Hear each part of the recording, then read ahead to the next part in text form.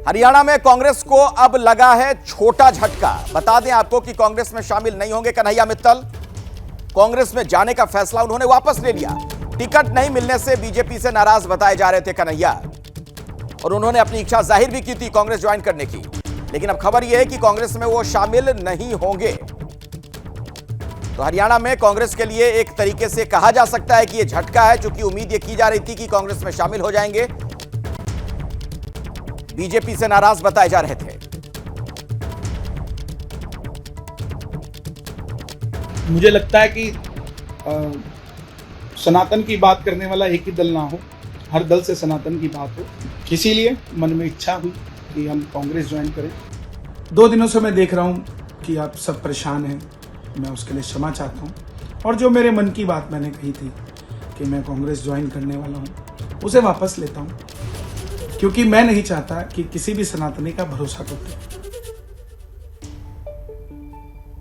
ये वही कन्हैया मित्तल हैं जिनके गाने बड़े मशहूर हुए थे चुनाव के दौरान भी कि जो राम को लाए हैं हम उनको लाएंगे, फिर से एक बार भगवा लहराएंगे। और ऐसे में जब ये खबर आ रही थी कि ये कांग्रेस में जाने वाले हैं, अपनी ख्वाहिश जाहिर कर रहे हैं, तो जाहिर तौर पर कई सवाल खड़े होने लगे थे।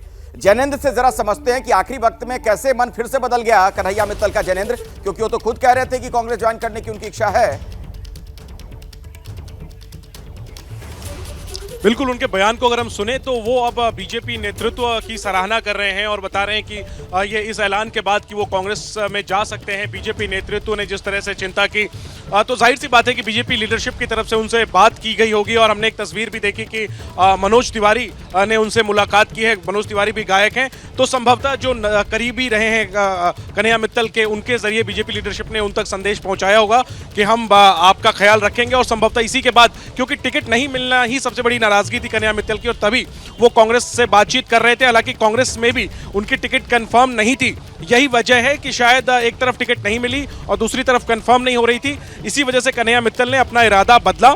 हालांकि इस दौरान कांग्रेस को इस मामले में फायदा जरूर हुआ कि जो बीजेपी के वोटर हैं, जो हिंदूवादी मानसिकता के लोग हैं, उन तक भी एक संदेश गया कि कन्हैया मित्तल भी ये कह रहे हैं कि सनातन पर किसी पार्टी का एकाधिकार नहीं है। तो इस रूप में कुल मिलाकर दबाव की राजनीति लग रही थी कन्हैया मित्तल की, और वापस अब उन्होंने तय कर लिया है कि कांग्रेस में नहीं जा रहे हैं।